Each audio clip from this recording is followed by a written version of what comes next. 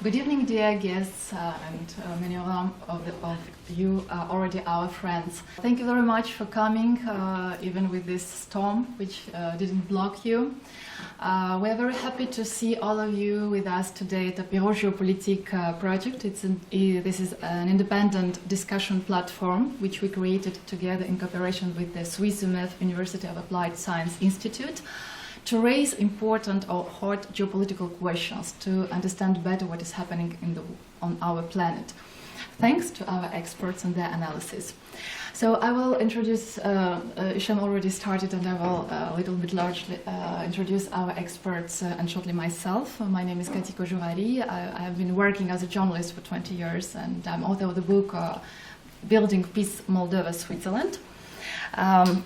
Brunson McKinley, diplomat at the State Department, former US ambassador in many countries, and he was, for 10 years, he was Director General of International Organization for Migration. Doctor in Humanity Zhang Wang, International Business Development Manager and Independent Analyst in SINA, European Culture and Politics. He came from Zurich, especially for our discussion. Hicham Lehmissi, a geopolitical analyst, a regular columnist in different international media. He's a lecturer at the Swiss University of Applied Science Institute. Hicham Lehmissi is the author of the idea of Apéro Géopolitique, which he launched in Annemasse, and we started this project in Geneva together to raise geopolitical questions. And in this project, I would like to emphasize that we are not here to criticize any government or any country or their politics. We are here to find the way to truth, to listen different points of view, and maybe to understand something little bit better. So today, topics of today's discussion is China. Hegemonic power or new peacemaker. As you all know, China now the world's leading power in terms of GDP, and now it's not only about economics, it's also about their strategic, military, cultural and scientific areas which are developing very fast. China competes now with the United States, and at the same time promoting the new vision of the world order. Mostly it's about multipolarity. At the same time, last year, Xi Jinping cautioned citizens to be prepared to eat bitterness. In Chinese, this phrase means that hard time is ahead. It's also about economic situation in China, and with the Trump's victory, the situation could be worse for China. So we will speak about this in more details. I want to inform you that our discussion will last 45 minutes, my question to experts, and then we will be happy to have your questions to our experts, and then we will have apéro with wine and snacks. So I kindly ask all the experts to keep answers 5, maximum 7 minutes, please. And so let's start. And my first question will be to Dr. Zhang Wang. So Chinese civilization is one of the oldest on this planet. Maybe you can, if it's possible, briefly to explain us the specific of Chinese mentality, and what role do you think China plays now in the world based on historical past and cultural codes? Thank you, Kati. First of all, thank you for your invitation to this very interesting event. It's my great honor to speak with fellow experts and audience here. As Kati mentioned, I came from Zurich today, and the journey was quite interesting and intensive because between Freiburg and Lausanne, the snow was really heavy. And but when I crossed this region, what in my brain was not the dramatic weather, but another thing. I think most of the audience have heard this term, Roschig Garden. Have you heard, right? Physically, I cross this very often. I come to the French-speaking area very often, but intellectually, very rare. I studied in the University of Zurich, and then I worked in the industry, also in the German-speaking area. So it's a very interesting feeling to cross this rustic garden, or in French, how do you call it? The barrière, the rustic, huh? Yeah. I was thinking in my brain, you know, in Switzerland, between the French and the German-speaking area, you already have this challenge for mutual understanding. Think about between China and Europe. I would say this, there must be a barrière, the dumpling or something, which is even more deeper and or more like difficult to cross. But that's what we are working on. I mean, Kati's question is a big one. To talk about this mentality or culture in China is a complex topic. But I would focus on two concepts that I hope can bring some light into this discussion, can frame our discussion today. The first thing I would highlight on is, I think Chinese thinking tends to be more opportunistic than ideological. What do I mean by this? It's like the thinking there, I mean, I was born in China, I grew up in China. The thinking there, in general, from the intellectual to the common people, is more based on the context, the situation. It lies above the ground principle or the regional ideology. But what this means? This means, I mean, look at this world. We are asking China's position in this world and how China is positioning itself. But what is the base there? I would say mostly it's based on their analysis of the context, of the current situation, how it can position itself in a better situation, I would say. There are discussions, of course, you can mention many big theories they are mentioning. Kati also mentioned something, right? They have all these theories about, let's say, I take one example. They were promoting a lot this community of a shared future. I don't know whether you have heard of that. They promote this a lot, right? They wrote this in the charter of the CCP. They put into the Chinese constitution, maybe not as good as Haiti one, but still it's very important. But if you really look at this terminology, you will find out this community, this term in Chinese, is actually not a Chinese term at all. I mean, it is written in Chinese character, but it's originated from a Japanese translation of the German term Gemeinschaft. So you can see, although they promote so much this about this concept as a grand ideology of the world order, but actually this is also optimistic that they use a term so in such a way that they don't care really about whether it has a deep root in China or not. Okay, that's the first point. The second, I think, if I look at the Chinese mentality and culture, you have to think, people sometimes think about time differently. Here in the West, we look at time in a linear way, right? We have the starting year of Jesus was born, year 0, and the time goes to the future. Like the typical Gregorian calendar.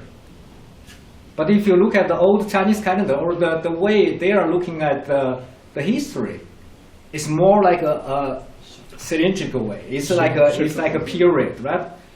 You can get different numbers. Some say 60 years, some say 100 years. But anyway, this way of viewing time and history in this periodic way is very different feature. This also leads to one thing, I think. This leads to one thing, that they look for legitimacy in the past. They look at the historical period, the circles, the up and downs, and find and justify what is happening today or where they are going to.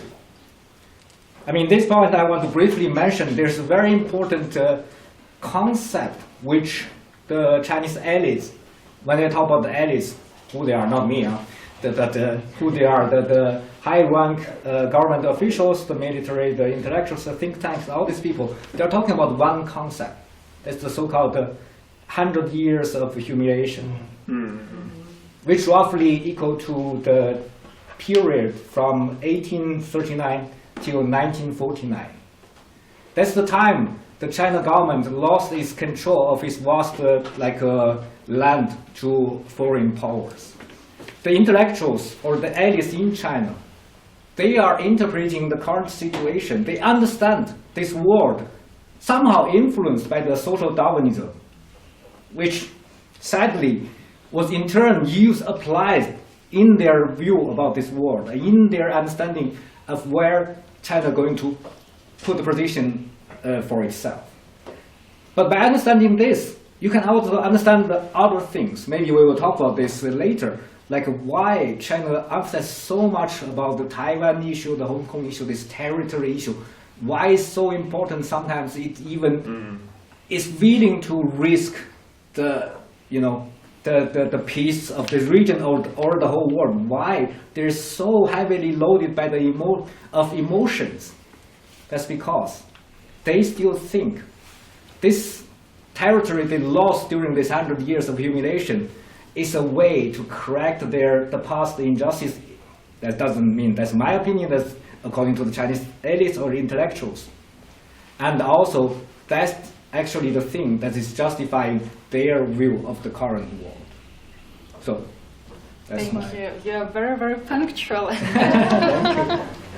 Thank you very much, and I understand that it's a huge question. So I would like to ask Brunson, it will be like a continuation, because China's rapid economic growth and technological advancement creates concerns whether China is looking for a dominant role now, and especially challenging the USA and Western countries. So you were in the first delegation, American delegation, which came to the USA in 1973. 73, yeah. The ping pong one. Yes. Wow. So, Impressive. Yeah. Can you briefly tell about the development of the relations between China and the West, and how do you see China now through the eyes of the US, like a hegemonic power, or how? Good. Thank you, Kati, and for me too, it's a great pleasure to be once again at Apéro Géopolitique. And I very much enjoyed your introductory remarks, Dr. Zheng. I think they do set the stage well. I was going to be a little bit more chronological rather than cyclical. And in fact, I wrote a paper in preparation which goes back to the Han Dynasty. But Kati warned me I haven't got time for 2,000 years of Chinese history. So I made some copies of that, and anybody who wants to take it away, please do so. I will start with towards the end of the century of humiliation, which Dr. Zheng mentioned, because I think that was a big turning point. The United States participated in the humiliation, if you will, as a latecomer. The United States only became an imperial power at the end of the 19th century, when the British and the French and the Germans and a lot of other people had already been at it for centuries and had a head start. But the U.S. was there. It had a concession area, and it did participate in the enforced trade arrangements in China and the rest. So it was there, but not as heavily as it might have been, and the missionary element, the business element, was probably even greater than the governmental impact of the United States. Coming to World War II, we have to remember World War II did not start in Poland, 1939, or Pearl Harbor, 1941. The Second World War started in China, when at the Marco Polo Bridge, when an incident prompted the Japanese to try to seize large hunks of the Chinese territory. And the U.S. at that time, which had plenty of problems with the nationalist government in China, decided to ally itself with the nationalist Chinese government and fight the Japanese. And indeed, in the end, won the war, side by side with China, not exactly an equal partnership. Most of the fighting was done by the US, but the Chinese played a role. And as a result, China, and this is the nationalist government of China, Chiang Kai-shek,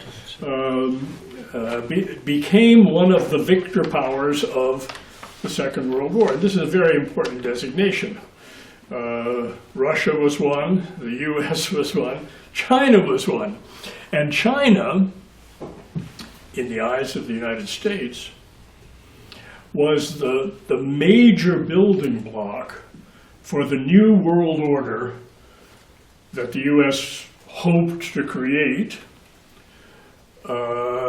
And it was, in fact, the Asian pillar, or building block of that. China was the Asian power that the US hoped it could rely on in the future and hoped would be a full participant in this new world order. And that's why China was given a permanent seat on the UN Security Council, one of the P5, one of the big countries, even though China was in not very good shape, but not much of a power in 1945.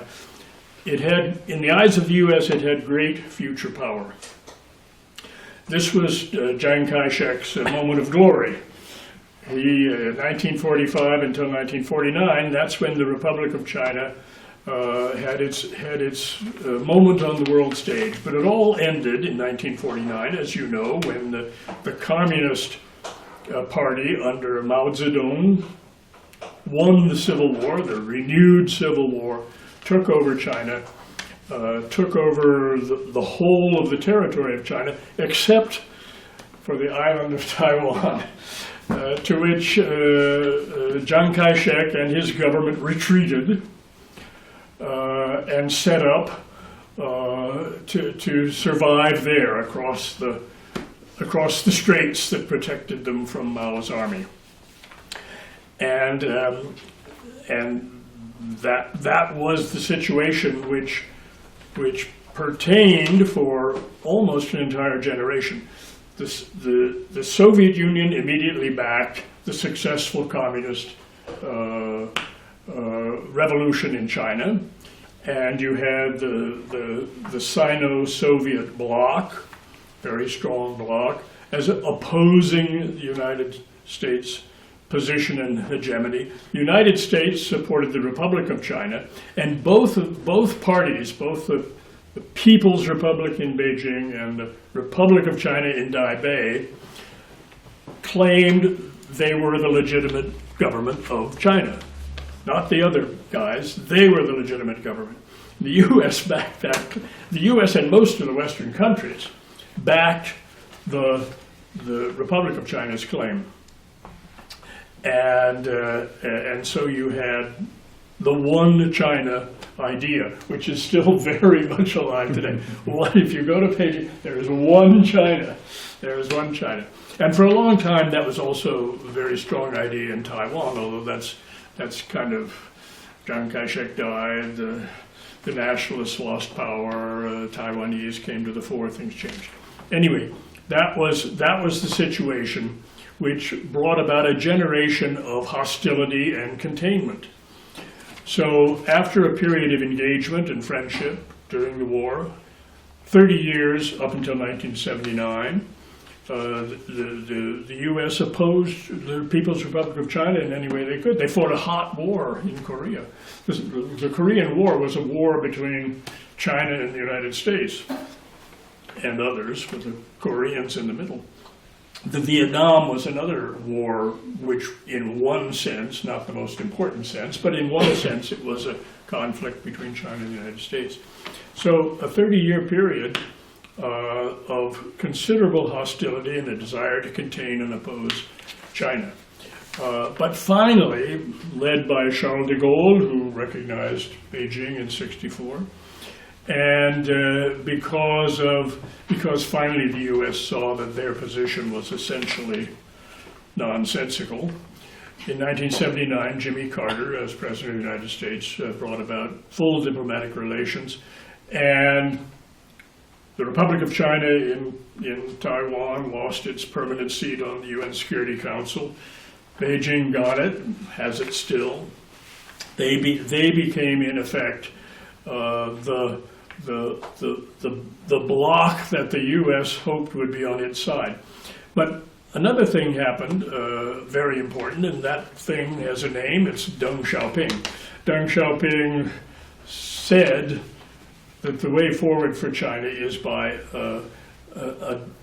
adopting and adapting capitalist business practices and engaging in trade with the world, and made a phenomenal success of it, as you all know. And another 30-year period began, 1979, roughly to, you could say, if you wanted exactly 30 years, it would be 2019, wouldn't it? I think actually that period ended a little earlier than that. It's when Donald Trump took office as President of the United States. I think for him, the period of engagement, enhancement, good friendship with China was essentially over, and he wanted something different, and he started down the path to bring something quite different. Call it 2017, the first year of the Trump administration. Call it 2019 if you like, a 30-year generation. Anyway, that period of engagement and globalization, when the U.S. helped China join the World Trade Organization, and American money and G8 money, G20 money poured into China, a lot of it from Taiwan, actually. Well, Taiwanese businessmen were big investors. And it was the period of hope, shall we say. And one of the hopes, a strong hope, which fueled the American position, was that prosperity in China would lead to democracy in China. In other words, as the Chinese economy grew closer, more closely integrated into the world capitalist economy, it would bring about a harmonization also on the cultural and political side of things, which didn't really happen. And but when you get right down to it, the big problem with China was it was much too successful. It was just enormously successful. Year after year of 10% growth, it grew very, very rich, and projected into the future looked to be an enormous threat to the United States' position as #1 global power. And that is essentially where we are right now. On both sides of this question, both in Beijing and in Washington and the Western capitals, people have got to think hard about this and decide what they want to do. The economic integration of China in globalization is a fact. You can't just, you can't pass a law or sign an executive order which will change that. It's a fact.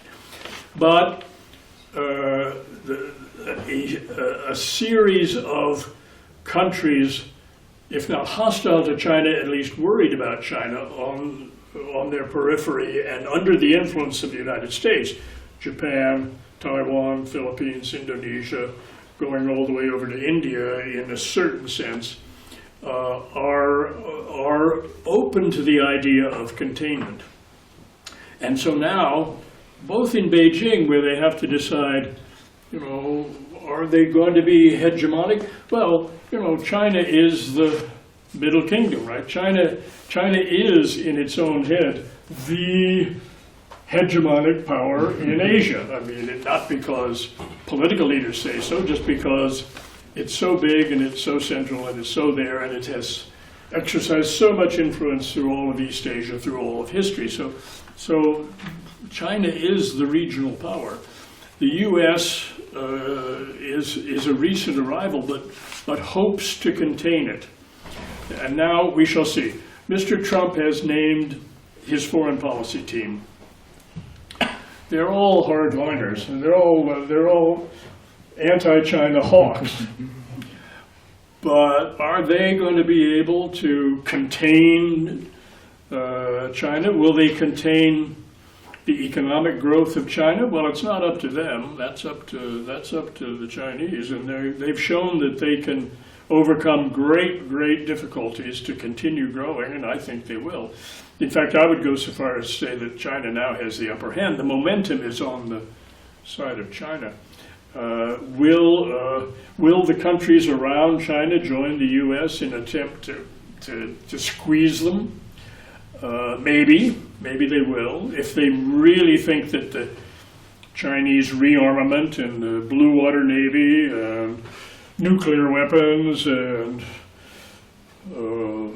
intercontinental ballistic missiles are the kind of threat that only close ties to the United States can protect them from, well, maybe they will choose security over economic engagement, but maybe they won't. I think it's going to be a hard sell. All of those countries are highly dependent on China economically. And when asked by the United States to join an alliance opposing the growth of China, they may do so, but they may have their fingers crossed behind their backs, because China is very important to them. Thank you, Brunson. We will come back to Trump and possible strategy of the United States towards China. Now I would like to ask Hichem, please, can you briefly tell about economical situation in China, possible future scenarios, how you see will develop, and about Red Silk Road Initiative. How do you see it? It's a way for development and cooperation, or it's creation of debt dependence of some countries, especially in Africa? Alors pour parler de la République populaire de Chine, de son appellation officielle, ce qu'il faut d'abord dire, et qui est un fait très important, c'est qu'aujourd'hui, si on raisonne en termes d'économie globale réelle, la Chine aujourd'hui c'est la première puissance économique mondiale. La première puissance économique mondiale dans les termes de ce qu'on appelle PIB, PPA, c'est-à-dire parité de pouvoir d'achat, en prenant en considération les différentiels de devises. Et la Chine, elle l'est depuis environ une dizaine d'années. Ce qui fait que pour beaucoup, en fait, il serait nécessaire de réviser un petit peu les logiciels, parce que nous continuons toujours de penser le monde tel qu'il était hier et pas tel qu'il est aujourd'hui. Et cette dimension, elle est très importante. Cela n'enlève pas le fait que la première puissance stratégique mondiale, en termes de puissance globale, ce sont toujours les États-Unis, et pour moi encore pour longtemps, pour plein de raisons, une puissance culturelle, une puissance militaire, une capacité de déploiement que la Chine n'a pas, et de mon point de vue ne cherche pas à avoir, parce qu'il y a un ancrage culturel et une vision du monde qui, pour moi, en tout cas de mon point de vue extérieur, est très différente. Et parfois, on a du mal à le comprendre. Et on a même peut-être tendance à vouloir projeter sur la Chine sa compréhension du monde, en fait, un point de vue qui est très occidental, entre guillemets. Mais ça pourra être pour les termes du débat. Sur la question économique concernant la Chine, alors quelques chiffres pour dire qu'aujourd'hui la Chine elle a un PIB en parité de pouvoir d'achat aux alentours de 26 660 milliards de dollars, ce qui est conséquent, c'est plus que les États-Unis, estimé à environ 23 000 milliards de dollars, et plus que toute l'Union européenne réunie à hauteur de 20 500 milliards de dollars. À ceci près qu'il faut prendre aussi en considération un élément très important, c'est qu'aujourd'hui, la Chine elle dispose de réserves de change de 3 200 milliards de dollars. C'est des chiffres de 2024, même si elle essaye de revendre au fur et à mesure ces dollars pour acheter de l'or Parce qu'il y a un autre projet derrière, un autre projet financier qui est très intéressant. Pourquoi est-ce que je rappelle cela? C'est qu'à côté, nous avons les États-Unis et l'Union européenne qui sont dans une situation d'hyper-endettement. Ce qui signifie que dans le déploiement économique extérieur, les marges de manœuvre sont très limitées, alors que la Chine a encore les coups des franges pour pouvoir investir, et notamment en Afrique. On parlait de l'Afrique. Le premier investisseur aujourd'hui en Afrique, c'est la Chine. Premier investisseur en Amérique du Sud, qui a été la chasse gardée des États-Unis depuis la doctrine Monroe, 1848. Aujourd'hui, le premier partenaire économique de l'Amérique du Sud, c'est la Chine. Et la Chine lorgne beaucoup aujourd'hui sur le Moyen-Orient, l'Afrique du Nord, parce que c'est sa nouvelle destination d'investissement. Et on a deux pays qui comptabilisent à eux deux entre 150 et 200 milliards de projets d'investissement, c'est l'Arabie Saoudite et l'Algérie. Et ça, il va falloir le surveiller dans les années à venir, parce que ça va être lourd de conséquences par rapport à ce qui est en train de se dessiner aujourd'hui. Ensuite, quels autres éléments pourraient être intéressants à mettre en avant? Alors, si on doit parler de croissance économique, on dit actuellement que la croissance économique en Chine, elle est en berne. C'est vrai, elle est en berne, mais elle est quand même enviable d'un point de vue européen. On est environ 4-5% de taux de croissance. Par rapport à la croissance, aux deux chiffres des années passées, c'est moins, mais c'est toujours beaucoup plus que le taux de croissance, en tout cas européen. Après, les États-Unis sont dans une autre dynamique, très certainement avec une croissance forte dans les années à venir, mais ça c'est encore une autre question. Un élément important pour mettre en avant ce que représente la puissance économique chinoise, c'est la part de la Chine dans l'industrie mondiale. Alors si je vous donne un chiffre, vous risquez peut-être d'être surpris, c'est qu'aujourd'hui la Chine représente, ou l'industrie chinoise représente environ 30% de l'industrie mondiale. Vous allez me dire c'est beaucoup. Comparé par exemple aux États-Unis, on est à environ 16%, ou l'Union européenne à 15%, sachant que sur les 15%, la moitié c'est l'Allemagne. Hein. Voilà, juste pour donner un peu le trait. Ce qu'il faut savoir, c'est que si on revient à l'histoire longue, si on prend les débuts de ce qui a été la période de la grande humiliation de la Chine, et qui est un élément important pour comprendre aujourd'hui la façon dont la Chine voit le monde, c'est que jusqu'au 18e, 19e siècle, la Chine produit 50% de la production manufacturière mondiale. C'est-à-dire que la Chine était l'usine du monde. Donc nous n'avons absolument rien de nouveau aujourd'hui en disant que la Chine aujourd'hui c'est 30% de la production industrielle. En réalité c'est un retour à l'histoire. Et à l'époque, c'est-à-dire au 19e siècle, la Chine n'était pas peuplée comme elle l'est aujourd'hui. On a l'image et l'idée que la Chine a toujours été une puissance démographique. Alors oui, elle a toujours été plus peuplée que les autres, mais moins que l'Inde. Hein. L'Inde était plus peuplée que la Chine dans les temps passés, les siècles précédents. Mais ce qu'il faut regarder, c'est que par rapport à la population qui était relative, je crois qu'au début 1800, on doit être à 80-90 millions d'habitants en Chine, on est très loin du milliard et demi, eh bien, ça veut dire que la Chine avait une position économique particulièrement puissante, et le choc qu'elle a connu, c'est-à-dire passant de la première puissance économique mondiale, première puissance du monde, d'une époque, en un siècle, à un pays devenu misérable, avec un produit national brut par habitant dans les années 50, équivalent au niveau le plus faible du plus pauvre des pays africains. Ça, c'est la réalité de la Chine. Et aujourd'hui, vous voyez le chemin parcouru, et vous voyez ce qu'est en train de devenir la Chine, une véritable puissance économique qui, aujourd'hui, plus que n'importe quelle autre nation du monde, est capable d'investir économiquement, est capable d'être présente économiquement partout, même en Europe. Ensuite, ce qu'il faut dire, c'est que si on regarde l'avenir, si on essaie de regarder d'un point de vue prospectif, les États-Unis sont toujours en position dominante dans un certain nombre d'éléments d'innovation. Et puis il y a toujours cette capacité exceptionnelle, cette richesse humaine qu'on a aux États-Unis, cette capacité à investir, qui est unique au monde, qui est toute particulière, puis son attractivité. Tout le monde a envie de vivre aux États-Unis, tout le monde a envie d'être américain d'une certaine façon. Ça, c'est une réalité. Si on prend le cas de la Chine, on a toujours tendance à dire que la Chine essaye d'imiter les Américains et essaye de copier les autres. On a toujours cette idée de dire que la Chine, ce qu'elle produit, en fait, relève simplement d'une copie industrielle. Si on regarde les faits, si on regarde les chiffres, mais on est complètement à côté de la plaque, on ne comprend rien à ce qui est en train de se dérouler aujourd'hui. Aujourd'hui, la République populaire de Chine, elle forme presque 5 millions de diplômés chaque année dans les domaines dits des sciences, de la technologie, de l'ingénierie, des mathématiques, ce qu'on appelle STEM. C'est les chiffres de l'UNESCO, 2021. Les États-Unis, 600 000, c'est-à-dire qu'on est quasiment à 10 fois plus. Et si on prend le cas de l'Union européenne, on est quand même un peu mieux, on est à 1 million. Mais la Chine est quand même très loin devant, Vous me direz, certes, il y a la puissance démographique, c'est vrai, mais malgré tout, la puissance dans le chiffre, c'est une réalité, et ça en dit long sur l'avenir en fait économique de la Chine et dans ses rapports avec le reste du monde. Ce qu'il faut regarder, si l'on s'intéresse à l'innovation proprement dite, aujourd'hui, la Chine, c'est le pays qui innove le plus. On a chaque année environ 1,5 million de demandes de brevets qui viennent de Chine. Ce sont les chiffres de l'OMPI, on peut aller les vérifier, hein, c'est pas très loin d'ici. À titre comparatif, un pays qui innove lui aussi énormément, les États-Unis, on a 600 000 brevets par an. On peut peut-être dire que qualitativement, c'est peut-être meilleur aux États-Unis, peut-être, mais toujours est-il qu'on est dans un rapport qui est quasiment de 1 à 3. Et ça donne des idées en fait sur ce qu'il va advenir.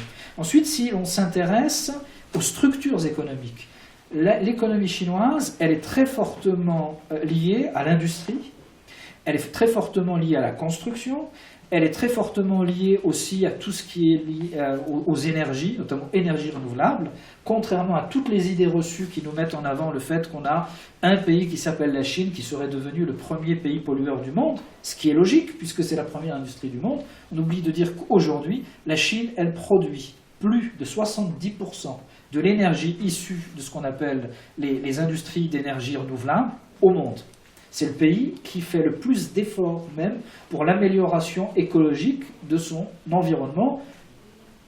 Après, je dirais qu'il y a quand même des raisons quand on connaît le cadre de vie localement, mais ce sont des éléments à dire et qui sont très importants. Et une conscience écologique même qui est très forte, qui est même surprenante lorsqu'on regarde les choses d'un point de vue occidental ou européen.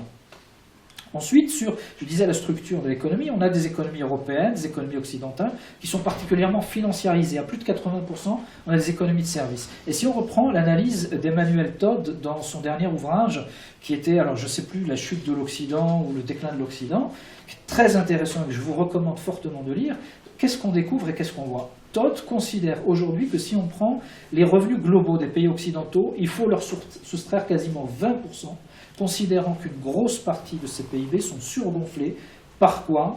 Par des factures, de notes d'avocats, de l'économie financière qui fait de l'argent mais qui réellement ne produit rien. Alors que de l'autre côté, si on prend le cas des pays émergents, si on prend la Chine, c'est de la vraie puissance industrielle. C'est-à-dire que si c'était traduit en termes d'opposition conflictuelle, par exemple, ça veut dire que la capacité à produire des systèmes industriels destinés, par exemple, à l'armement, côté chinois, eh bien, cette capacité est absolument colossale. Et vouloir se confronter à un pays qui a une industrie 10 fois plus puissante, c'est quelque chose qui doit amener à réfléchir et peut-être à voir le monde différemment. Et ensuite, je vais dire quelques mots sur la Belt and Road Initiative, hein, donc la fameuse BRI, donc le projet une route, une ceinture, donc, qui est un petit peu la reconnexion dans sa dimension moderne de ce qu'ont été les routes de la soie, qui mettaient en relation la Chine, le Moyen-Orient et l'Europe. On a aujourd'hui un projet absolument exceptionnel qui a été mis en avant en 2013 par la République populaire de Chine et qui s'inscrit en fait dans une espèce de stratégie mondiale d'investissement visant à interconnecter l'ensemble des continents pour faire en sorte, je simplifie vraiment au maximum pour ne pas dépasser le temps de parole, et bien faire en sorte que la Chine puisse exporter et pouvoir accéder directement à tous ces marchés. Et ça rentre un petit peu dans une logique géopolitique très globale où, dans les analyses géopolitiques, on met toujours en opposition, entre guillemets, les puissances de la mer et les puissances continentales, en mettant en avant le fait que sur ces derniers siècles, eh bien, ce sont les puissances de la mer qui ont dominé. L'Angleterre, Grande-Bretagne, les États-Unis, avec cette capacité, en fait, à pouvoir intervenir partout grâce à la puissance maritime. Et les Chinois, avec le projet des nouvelles routes de la soie, ont inventé d'une certaine façon bien, un contrepoint à cette domination de la mer. C'est en fait la création, quelque part, bien, des mers continentales ou des océans intérieurs continentaux à travers l'interconnexion entre les différents continents. Mais les choses vont encore plus loin, c'est qu'aujourd'hui, si on regarde en termes de puissance maritime, la Chine est devenue la première puissance militaire navale, avec une marine particulièrement puissante et ultra moderne, bien plus moderne que les marines occidentales. Et ça, c'est une nouveauté que l'on ne prend pas assez en considération, considérant que les choses sont toujours comme hier, alors que les choses ont changé. Alors je peux peut-être encore parler, ou c'est... Je vais dire alors quelques mots. Alors peut-être quelques investissements marquants pour comprendre ce qui est en train de se passer avec le projet des nouvelles routes de la soie. C'est qu'on a par exemple un nouveau corridor qui est en train d'être construit ou avalisé qui relie la Chine et le Moyen-Orient et l'océan Indien, à travers notamment le Pakistan, avec un port d'une importance capitale pour la Chine, qui est le port de Gwadar, et qui explique pourquoi la Chine essaye de travailler la relation entre l'Inde et le Pakistan pour essayer de casser un petit peu toutes ces situations de tension qui peuvent exister, qui explique aussi pourquoi l'importance des relations entre la Chine, l'Iran, la Chine et l'Arabie Saoudite. On a par exemple en Afrique des projets structurants extrêmement importants, notamment au Kenya, la ligne ferroviaire entre Mombasa et Nairobi, qui est un élément de croissance dynamique très important pour l'Afrique de l'Est. On a aussi un lien entre l'Éthiopie et Djibouti qui est monitoré par la Chine. Si on prend le cas de l'Amérique du Sud, on a quelque chose d'absolument exceptionnel à travers des projets très inattendus, qui sont par exemple ce qu'on appelle le transamazonien, qui cherche à reconfigurer en fait les grands réseaux routiers et ferroviaires et qui cherche à interconnecter l'intérieur du continent sud-américain. Et on a aussi le projet dit Bi-Oceanic Railway qui cherche à interconnecter par le fer en fait les deux façades océaniques, océan Atlantique et océan Pacifique. Et ça c'est un projet très très important dans l'inconscient collectif sud-américain, parce qu'on a un projet panaméricaniste en Amérique du Sud qui a toujours œuvré en ce sens, et aujourd'hui la Chine est en train d'amener à la fois les fonds, l'ingénierie pour le faire, et ça c'est quelque chose qui marque un changement important. Et enfin je terminerai sur ce dernier point, si on prend les technologies de rupture, c'est-à-dire les technologies qui vont marquer le siècle à venir, bien, la Chine est quasiment en leadership partout. Si on prend l'intelligence artificielle, on parle beaucoup des États-Unis à juste titre, parce qu'il y a un génie américain qui est exceptionnel, que personne ne peut remettre en question, mais on a aussi un génie chinois aujourd'hui qui est en train de s'exprimer, et la Chine, aujourd'hui, représente 30% des publications scientifiques sur l'intelligence artificielle dans le monde. Si on prend l'informatique quantique, la Chine est numéro 1 partout, avec des ordinateurs quantiques qui ont une capacité de calcul absolument incomparable. Personne n'est capable de faire mieux aujourd'hui, et ça c'est un élément à prendre en considération. Si on prend l'industrie nucléaire, la Chine est leader dans la technologie dite thorium, qui susceptiblement est l'avenir de l'industrie nucléaire, et qui va permettre de produire de l'électricité quasiment gratuitement, si j'ose dire. Enfin, si on prend le domaine militaire, et je terminerai là-dessus, les systèmes d'armes dits à énergie dirigée, les missiles hypersoniques, la Chine est aussi leader avec les Russes pour la technologie hypersonique. Et ça, ce sont des éléments, je pense, à prendre en considération qui mettent en avant le niveau de puissance réelle qui est celui de la Chine aujourd'hui. Merci beaucoup, Hichem. Question to Brunson. China is an economic locomotive of BRICS. Russia is a political locomotive. China is economic. So why you say at the Western world trying not to see what is happening in BRICS? So one question will be, first, what do you think Trump team will do, what strategy will take towards China? And if it's negative, let's say negative scenario with sanctions and different strategies, don't you think that it can opposite make BRICS and China stronger and the format even larger, like booster BRICS? Yes, I think what's inherent in your question is probably the way things will play out. BRICS itself is, for the moment, just a concept. It's not really an organization or a group of countries that are in any kind of an alliance, but it's a club of those countries that are skeptical about the American-led capitalist world order and hope to be able to find some alternative to it. That's the Ukraine war has given it a new impetus. But the Ukraine war, in my view, will be over before too very long.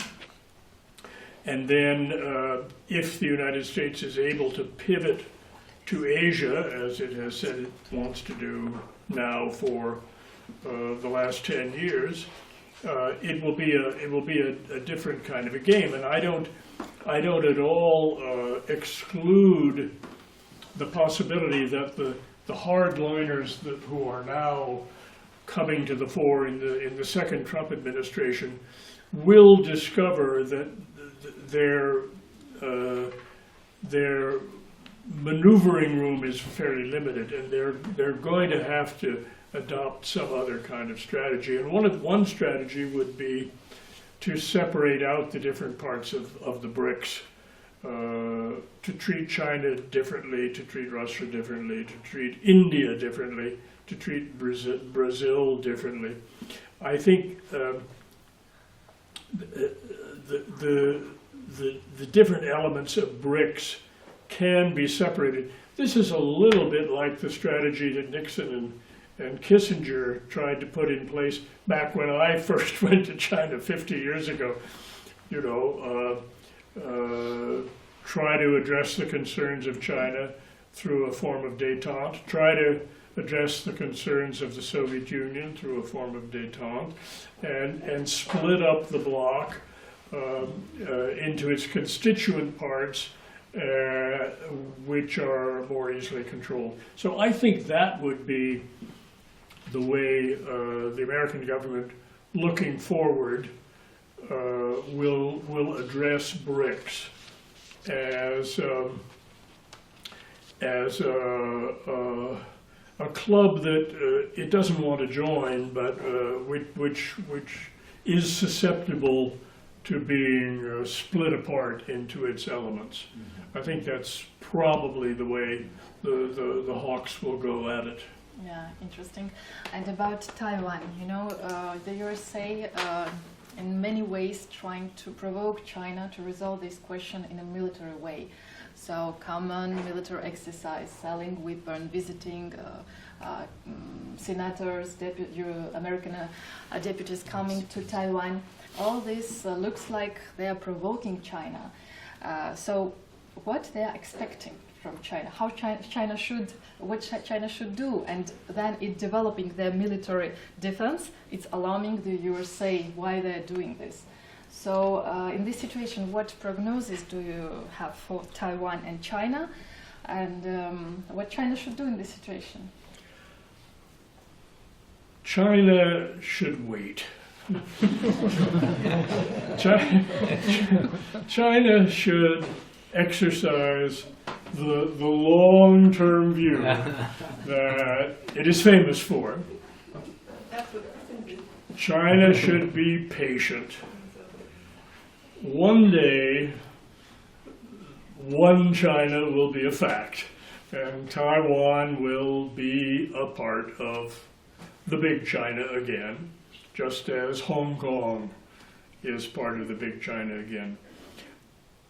It would be a mistake for the Chinese to go to war over Taiwan now.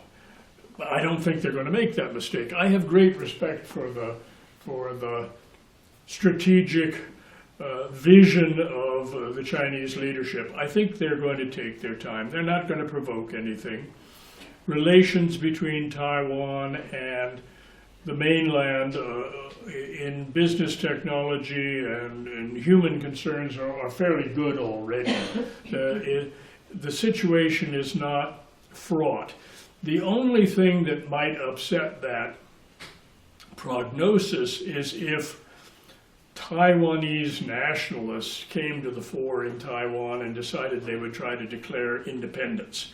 That could provoke the Chinese to some kind of action, which would probably not be an invasion, very difficult to invade an island across water, but it might be a blockade or something of that sort. I don't think it's going to happen.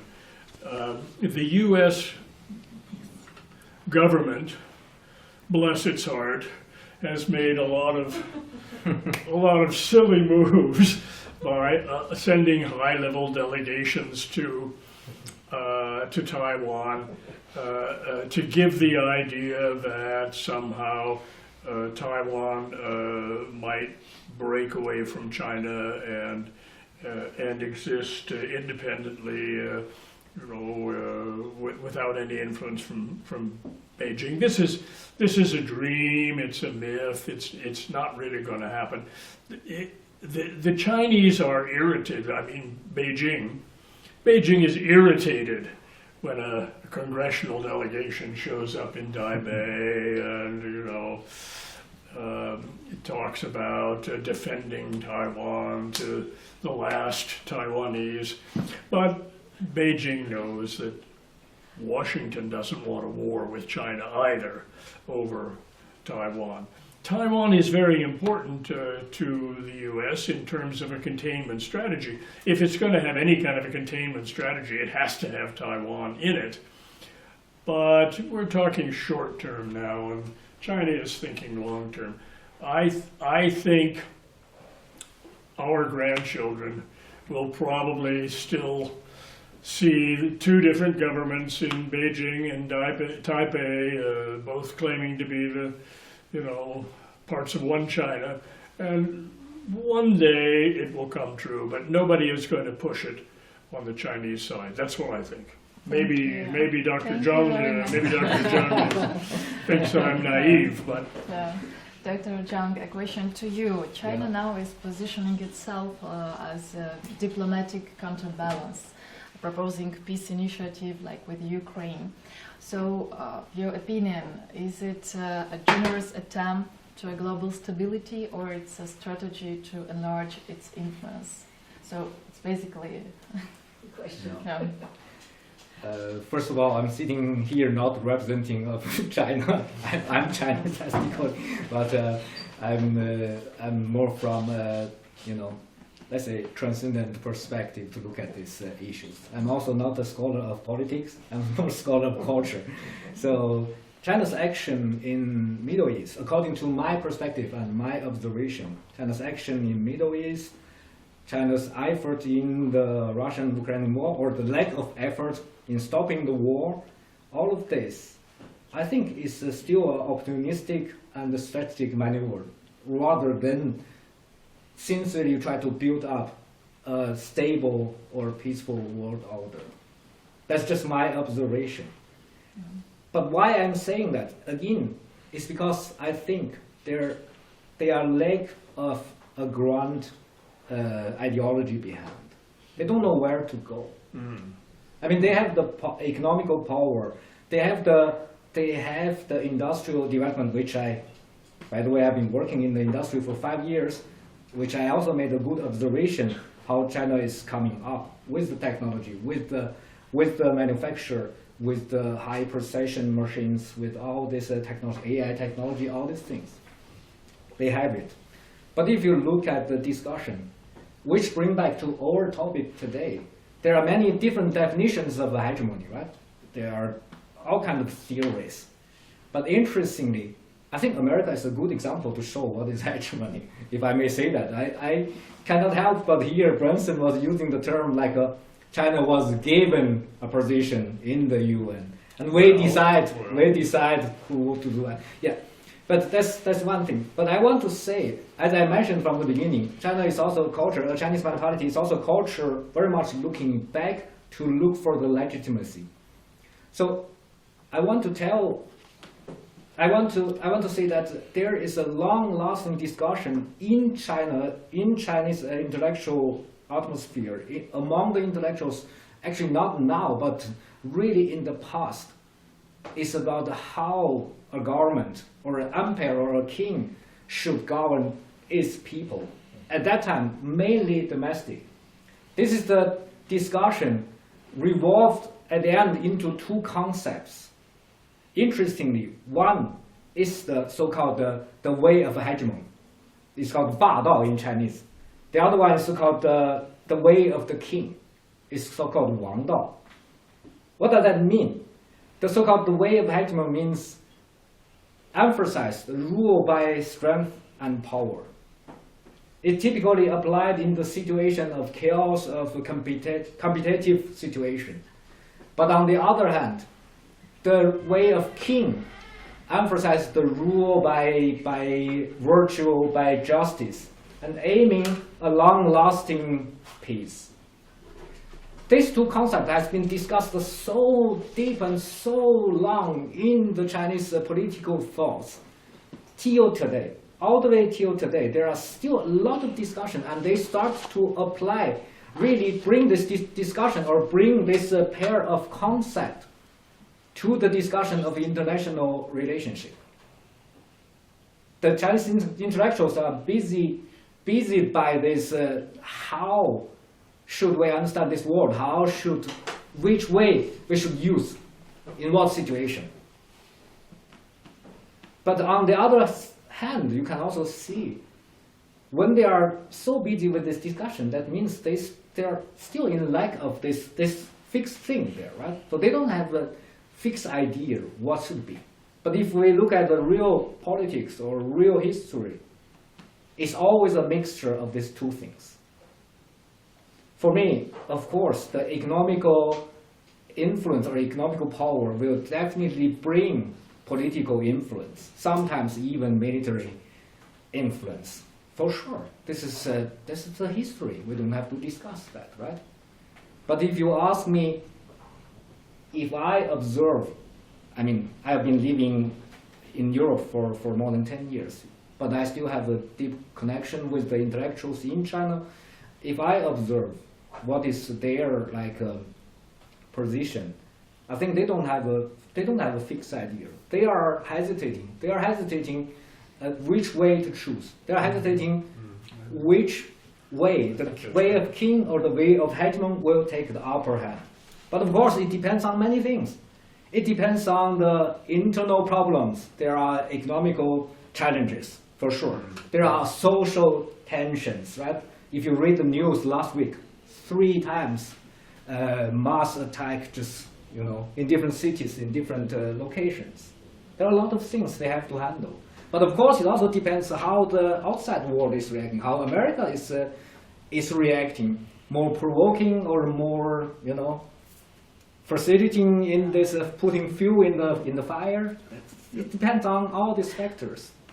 But if I may answer the question in a very simple way, I think neither.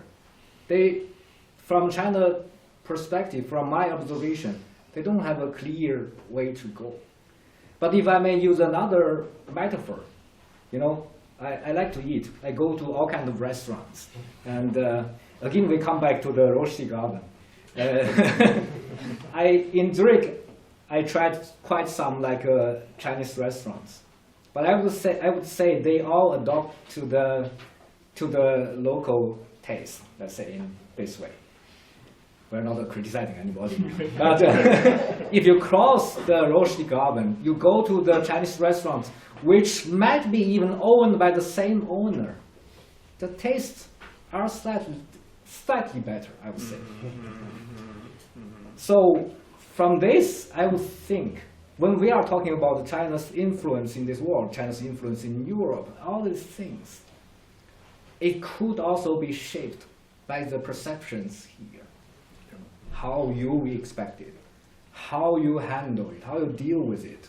You can provoke it, you can humiliate them, you can really try to make them nervous. It's like an elephant in the room.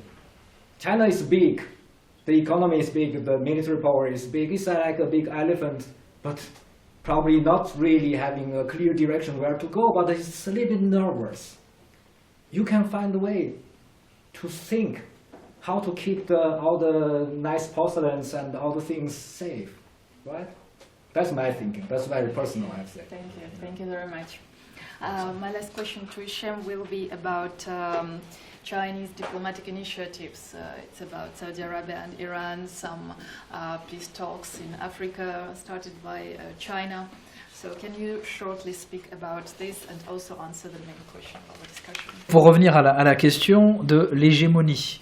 La définition de l'hégémonie est en fait comment identifier la politique de projection de la Chine. Est-ce qu'on doit considérer qu'elle est hégémonique et qu'elle s'inscrit un petit peu dans la continuité de l'histoire des relations internationales et que nous serions aujourd'hui dans une logique de passage de témoin qui a vu à un moment donné, pour le cas de l'Europe, la France passer son témoin sur le plan économique industriel à l'Allemagne et plus politique expansionniste à la Grande-Bretagne, puis ensuite les États-Unis et aujourd'hui, demain, la Chine, moi, de mon point de vue, je pense qu'il faut s'intéresser à l'histoire profonde. Alors, j'emmènerai peut-être la discussion sur un auteur, un historien français que vous connaissez certainement, Fernand Braudel.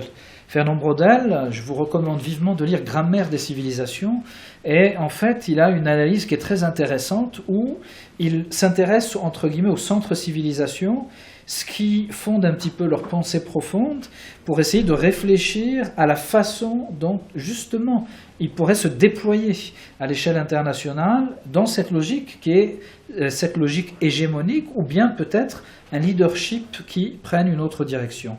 Alors, notre collègue, Wan Zheng, je prononce correctement, a mis en avant un concept qui est un concept de la philosophie politique chinoise, c'est-à-dire la voie du qin. C'est ça.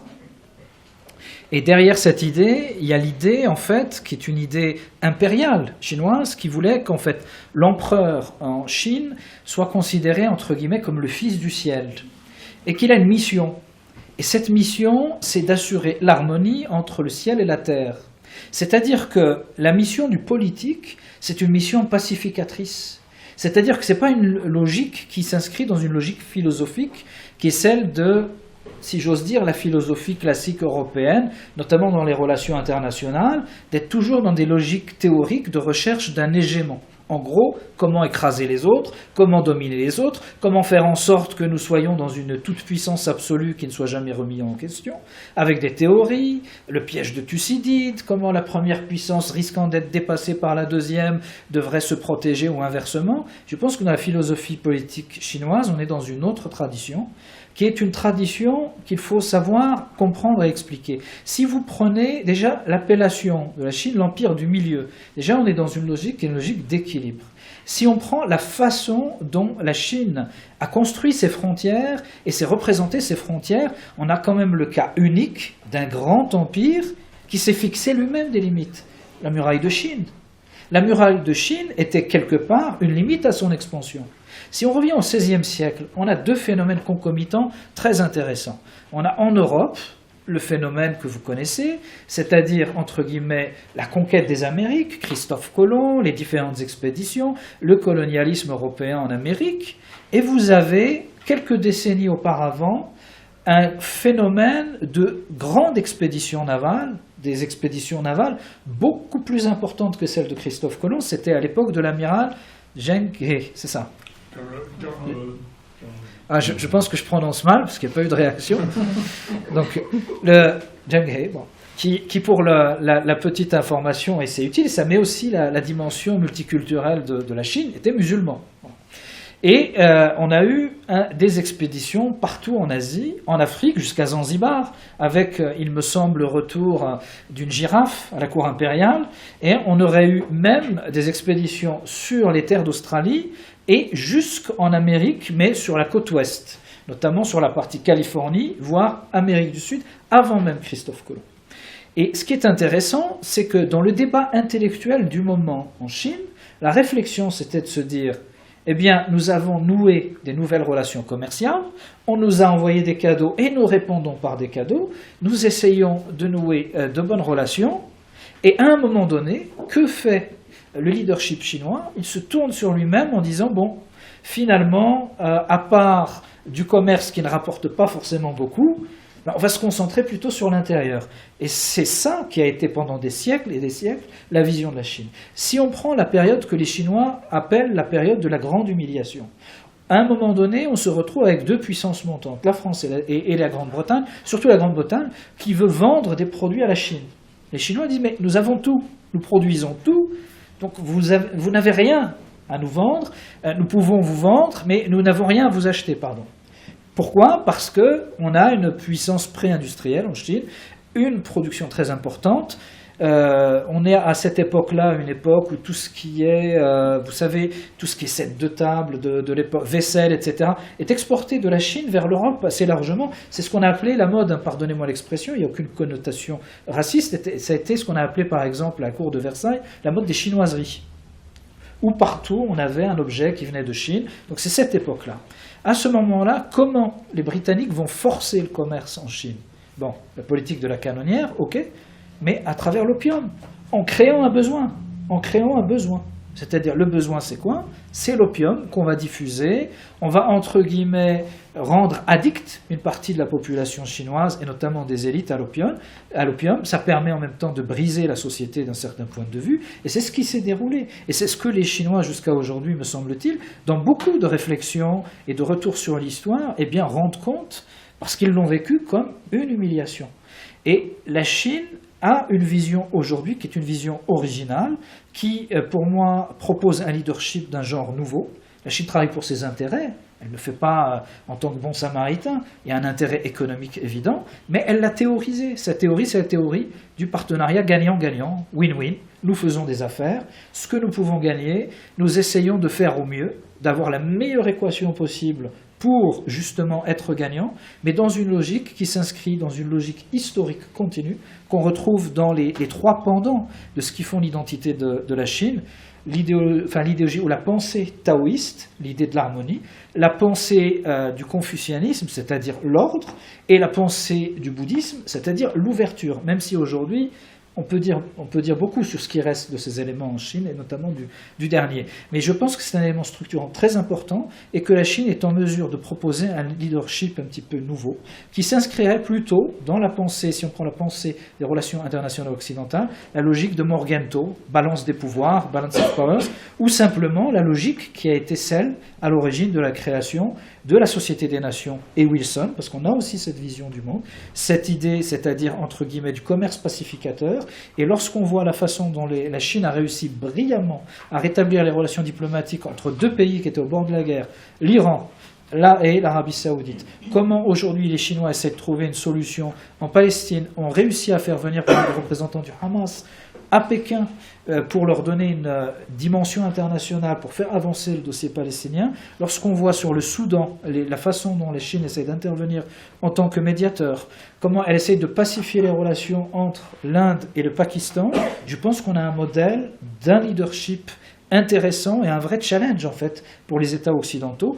Et moi, si je puis donner simplement une idée, une conceptualisation, dire que derrière le leadership chinois à venir, on a une forme d'hégémon, mais qui sera plus une forme d'hégémon intelligent, dans le sens où la Chine défend ses intérêts, mais dans un processus pacifique. Le meilleur exemple, et je terminerai là-dessus, c'est le domaine des nouvelles technologies. Si on prend le domaine des nouvelles technologies, toute la chaîne des valeurs est contrôlée par la Chine à 80%. Ça implique quoi? Ça n'a pas impliqué la guerre, ça a impliqué une vision sur le long terme, une capacité à investir, à perdre de l'argent pendant 10 ans, 20 ans, 30 ans, 40 ans, 50 ans, et se retrouver aujourd'hui en position dominante, produire les voitures électriques les moins chères, produire les systèmes énergétiques renouvelables les moins chers, les plus compétitifs, et avoir une mainmise sur l'ensemble de la chaîne de valeur. Et je pense que ça résume assez bien l'hégémon chinois, un hégémon peut-être d'une autre nature. Voilà. Merci beaucoup, Hichem. I really want to thank our experts for insightful comments, answers. Thank you very much, dear audience, for your interest, attention, and active questions position. Now I would like to invite all of you to Apéro. And I want to say that this event, Apéro Géopolitique, it's the last in this year. And we really hope to see you from January with a new topic, with new sujet. And now, please welcome to the Apéro. There is Swiss Moldavian wines provided by winemaker Ion Gerciu with his brand Bessarabus. So I hope you will enjoy the taste and communication and networking. Thank you very much to all of you.